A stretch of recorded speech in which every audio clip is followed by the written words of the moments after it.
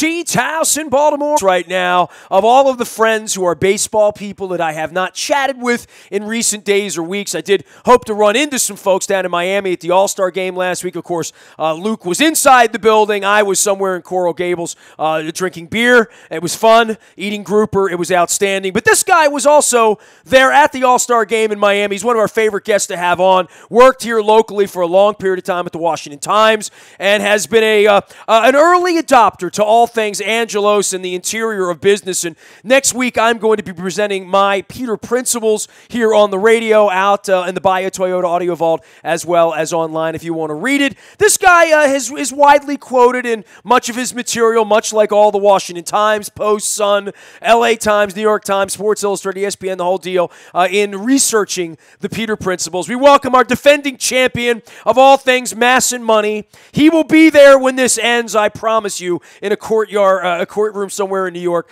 Eric Fisher joins us live from Sports Business Journal. You can follow him at Eric Fisher, Fisher, SBJ, and Sports Business Journal on Twitter. What's up, my friend? Happy trading deadline to you, and I hope you're enjoying the summer more than most Orioles fans are. Yeah, hello again. Yes, it just sort of seems like summer's racing by, and it's hard to believe we're deep into the season already. I think of you as such like the lawyer, baseball nerd on the inside and business, but then there's the side of you when I follow you on Twitter that, catches how much you really love baseball. And, the trading deadline is one of those things that didn't really exist when we were kids in this way. It sort of came into the 80s and 90s into free agency. And in any team where it matters, where you're winning, if you're the Astros or the Dodgers and you think this is your year, you can't let someone else get Sonny Gray and feel good about it, right? Or Zach Britton or whatever. So I think these 2 weeks really get the radar up. I mean, it's a blessing and a curse on social media. But if you love baseball, this is that time of the year where all the pieces kind of come together and you really learn about wants and needs of other franchises as well. Yeah, and the dynamic is very different than even a couple of years ago, that there's such a premium on youth and a shift away from a lot of free agency by a lot of clubs and sort of the age and risk sort of inherent with that.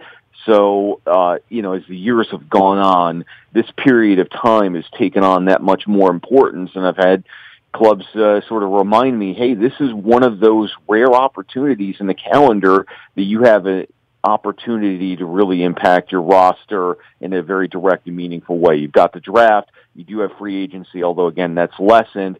This is one of those big spots that you can really do something about your roster.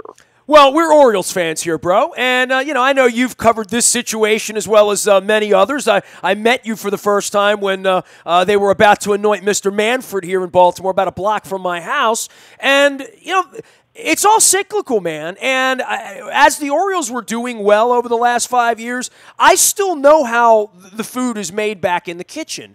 And when Dan Duquette wanted out of here 2 years ago to Toronto, and the old man wouldn't let him leave, and I know you covered all this nonsense going back to Frank Wren and Sid Thrift and the Nationals and the Expos and, all of it. I mean, you've been in the middle of all of it and knowing how this works. If you're an Orioles fan right now, any normal franchise, Machado would either be signed and extended because they would just figure it out and give him the money if he really wanted to stay, or they would come to the realization that in 18 months he's going to be gone anyway, and you need to be proactive about this. And in the same way that Chris Sale in Chicago, no one wants to give up their number one starter. I don't guess the Orioles probably didn't want to give up on Bedard when they did a decade ago, but they're at the end of this cycle at this point. There's no hope on the horizon in this farm system, and that's really to be blamed. You can't blame that on Angelos, although some of it you can. But, I mean, hell, they got thrown out of Korea. They don't sign international players. They're not a factor at all in that market. And, when it really comes down to it, these next 2 weeks are going to shape the next 4, 5, 6 years of Orioles baseball, and I don't have a whole lot of confidence this thing's going to get done pretty well over the next 2 weeks.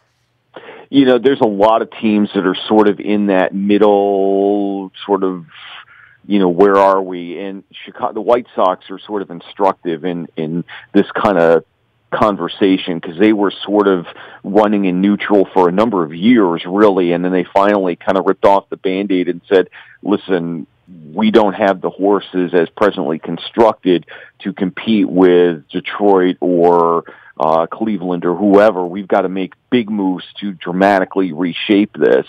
And they've gotten a lot of good prospects back, and they did so yet again with the Cubs and the Quintana deal. And so the question, not only for the Orioles, but a lot of other teams in sort of that middle kind of range there, like the Mariners or the Royals, are they going to really commit to that full-on rebuild, or do they try to think that they can try to scratch out one last final run? I can obviously tell where you're coming down on this.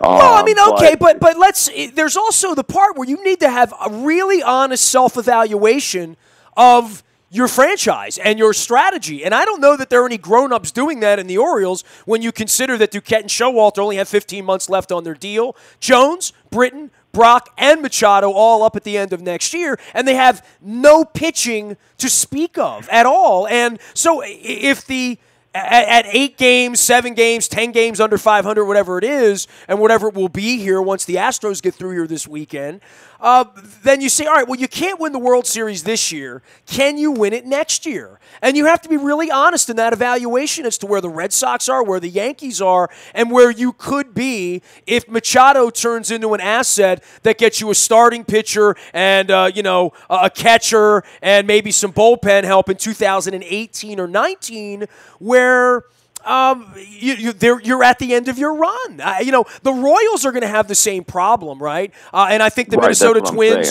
had the same thought on Santana, but they're also not 8 games under 500 either. You know what I mean? Like, for this year and for next year and for the money that's sunk into Chris Davis at this point and what they're going to need to do with Scope, do you honestly think they're going to sign Machado? That really probably sits at the top of the whole totem pole. Or, even if they can try to be okay next year and squeak out 86 wins, I'll hear that. But then what happens to Machado long term?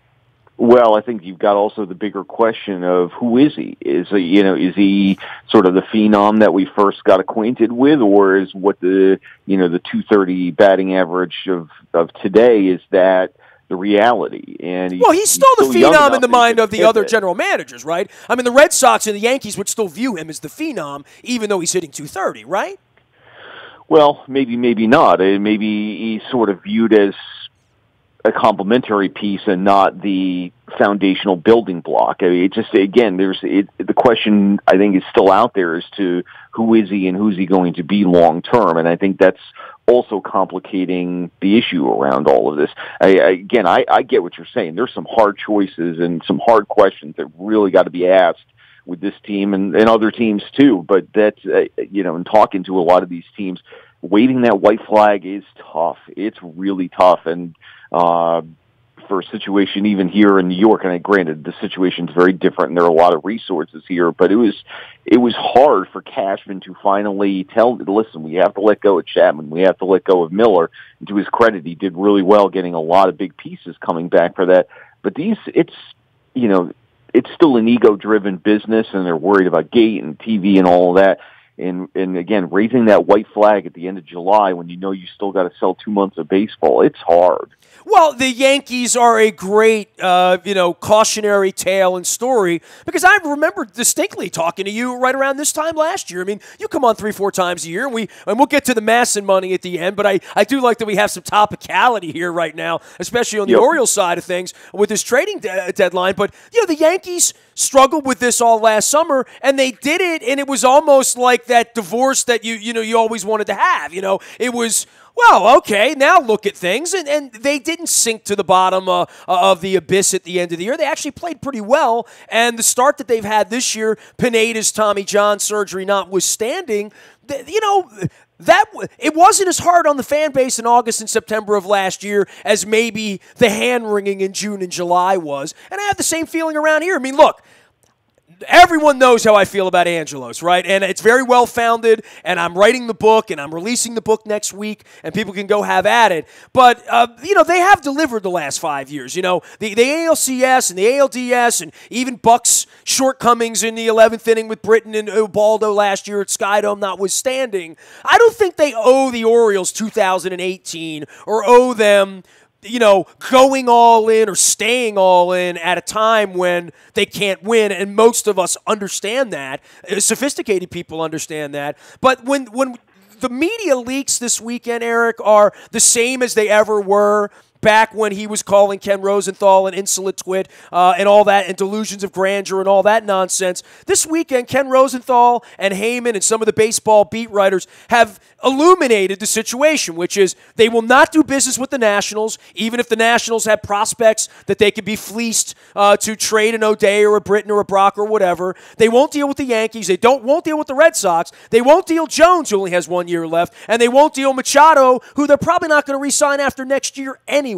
So they have all of these parameters, and they're making all the rules of the game. And, they're floating towards irrelevancy right now.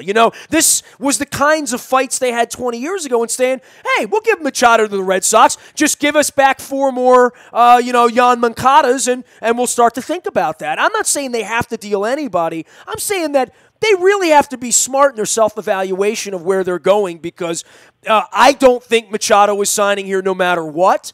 And if he's going to hit 231, to your point, who needs him anyway, right? Yeah, and to your point about the Yankees, I think part of what made that go down so much easier here last summer is the execution. Cashman did really well, brought back a lot of prospects, and we'll see about Torres once he gets healthy again. But you got Clint Frazier and Justice Sheffield and a lot of other pieces that sort of came in to kind of refresh the situation. And to your point, I think if they were to come back with a real haul with 3, 4, 5 blue chip prospects that really sort of point the way towards another era, yeah, I think that could be sort of sold and marketed that way. But again, that sort of, really suggests a far-reaching plan to execute upon that. And we don't know if they're there yet on that. Well, on the Oriole history side, I mean, you go back far enough, and you were in this area when they were selling 3.6 million tickets, and Angelos would go get him a Bobby Bonilla when George Steinbrenner went and got him a Jimmy Key, or or a David Wells, or whatever. And then there was one sell-off around here that netted nothing. But this whole glorious era of Orioles baseball was really led by Andy McPhail and fleecing the Seattle Mariners out of Adam Jones and Chris Tillman, amongst others, fleecing the Texas Rangers out of Chris Davis and finding him a home, as well as some Adderall here, and $155 million. And, they won a couple of these deals, which really begat hanging the red, white, and blue bunting around here in October for the first time in a generation. Yeah. It's there was an interesting piece that Will Leach also wrote for Sports on Earth that really kind of put this 4 or 5 years in some real perspective. And and to your point, these cycles come and go, and it doesn't really feel we're sort of at the end of a cycle here. And that question of what's next is out there. And whatever it is, I think it would probably be helpful to, for the fans down there to know what that sort of plan is going to look like. Because I think, again, we don't have a real good feel on what this next whatever it is going to be. He is Eric Fisher. He is at Sports Business Journal. He's a great, great follow if you want to keep up with the business of sports and baseball. He is at Eric Fisher, SBJ, on Twitter and at sportsbusinessjournal.com. Eric, let's get into the Masson thing here because there's been some movement. I usually call you. By the way, I do love talking real baseball with you because, you and I sit here and nerd it out over $400 million and billionaires and billionaires and pissing on each other and the Supreme Court and partners, suing partners in some unprecedented way. The one thing I would say about this in writing Peter Principles and reading it and doing it aloud is it really does sort of, his philosophy goes along the Trumpian philosophy of do we cheat him and do we lie and how. And this Masson thing, it's amazing how many people come on my Facebook or my Twitter who have really fake news, false information about all of this, because it is so deep, it is so twisted. There's no way, even you and I have had half-an-hour conversations that just sort of scratch the surface of what all of this means. But the Nationals proclaimed victory last week. There's no victory yet. They don't have the money, but they certainly won one of the battles in what you would probably outline as one of the dirtiest little wars in the history of North American sports ownership amongst partners, quite frankly. Yeah, and we've had a lot of little battles along the way in this war, and this is really the first time that the Nationals could really claim anything of any significance, and even that was sort of a split decision. That you had two rulings come down on this, and one was a unanimous ruling to affirm the prior ruling at the lower court that threw out the prior RSDC, the internal MLB arbitration in favor of the Nationals. So that's gone. That money that was awarded to the Nationals, that's completely into the mist now. So that was affirmed unanimously. Then you had a 3-2 decision that said, despite all of that, the Nationals do have a right to bring this back to that RSDC, that internal MLB arbitration, as opposed to taking it to some sort of neutral third party, which is what Masson and the Orioles wanted. That piece of it is going to be appealed. So really what we've all done is sort of status quo. There's no new money coming down, and we've essentially just kicked the can down the road another year or two. And kicking the can down the road, it is fascinating how this Machado story ties in, because, I can just hear Angelos getting his ass kicked and having to write a $332 million check to Lerner and then saying, well, we don't have the money for Machado. You wonder why we don't have the money, and the fans aren't coming to the ballpark. I mean, they only had 6,000, 7,000 fans in the ballpark on Monday night with the Rangers here. So if he really ever, in your mind, and you've been a lawyer, you've been around this for 20 years, you saw how sloppily this thing was done by DuPay back in 2005. I've written about it. You and I have been on all of this from the beginning. I really don't know where the end game is. Angelos isn't going to live forever. He's 88. My mom's 98, so I'm assuming he's at least got 10 years left in him. I've never been the guy, kicking the dirt on him, thinking he's not going anywhere. And the two good-looking boys aren't really running the place, and he's going to fight this thing to the end of the end of the end, and sandbox way. What happens at the end here? At the end, I know they wanted Fox to come in and buy the whole network at one point. Bud had dreamed that up. Bud had concocted this whole exit strategy where Peter takes a gigantic check and gets out of the way, and Cal Ripken wanted in, and like Mason, Kevin Plank is ready, all of this stuff. But I don't know where the end game is, and when I get my press pass back, and when I get to walk back into the ballpark and think that they're running the business on the up and up. But I do know if he really ever had to write a $300 million check to the Nationals, that would really be something now, wouldn't it? Yeah, and again, we're sort of a long, long way from any of that sort of thing being determined. This is going to get kicked up to a higher court. We're going to see the appeal, and Masson and the Orioles are really sort of banking on in particular on this venue question.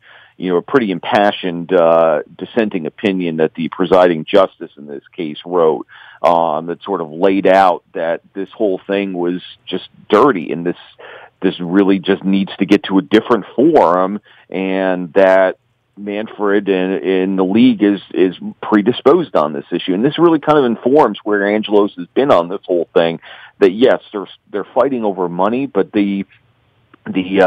it's sort of viewing this also as a matter of principle, that 2005 deal, as sloppily as it was done, it was still signed by both parties, and this is a big thing for Angelos, that MLB reneged on that deal. It has now been affirmed by two courts that deal was reneged upon, and so this is just really become a matter of principle for him as much about the money.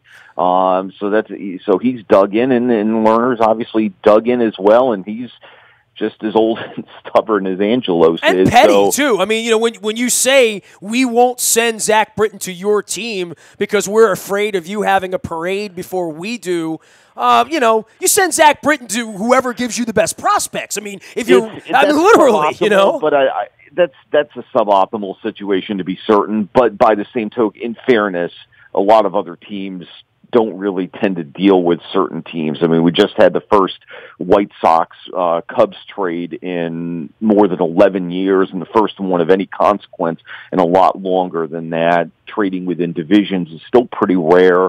If you were to go around the league, you would find every team probably has at least one or two teams that either they don't deal with at all or deal with very rarely. Having said all of that, I think your point is well taken. That does that sort of limit your potential returns and your potential options? Certainly, but again, this thinking does exist elsewhere around the league. From an Orioles fan's perspective in this market, it really is weird because the Nationals are pretty good. They got some relief pitching over the weekend from Oakland. We'll see. They'll be judged much like the Capitals or anyone else in October, right? I mean, they've been up that mountain before. They need to win some games and get to a World Series.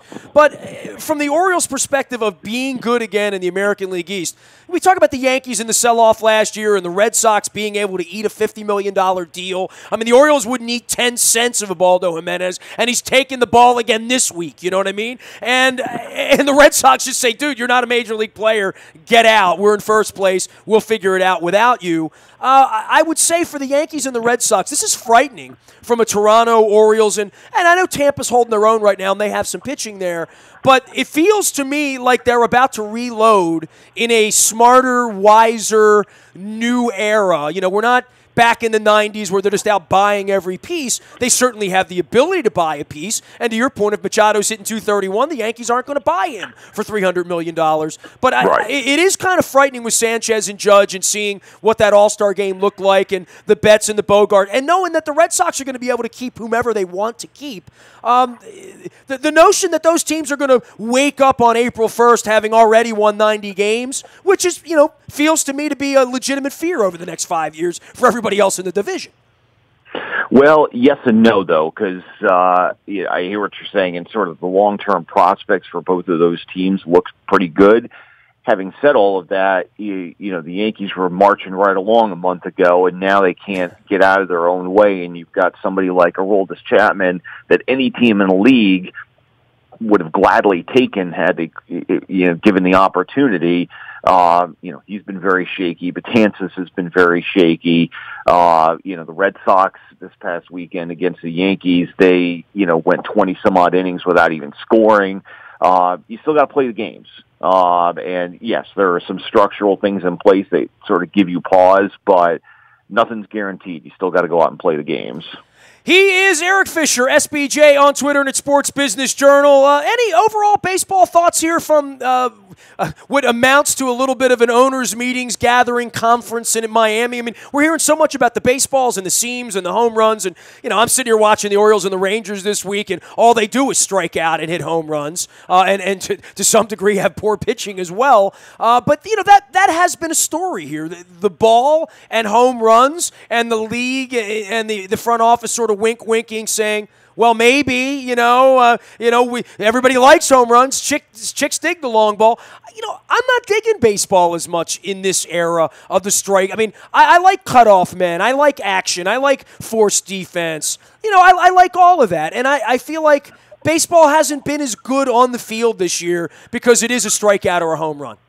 Yeah, we've sort of really gravitated towards that 3 true outcome scenario, and the league is very concerned about this because they're obviously trying to sell a product, and their attendance is kind of flat right now. But we've seen a little bit of softness so far this season on the regional ratings, and we're in a couple of years they're going to be down the road again on trying to sell the next round of national TV rights.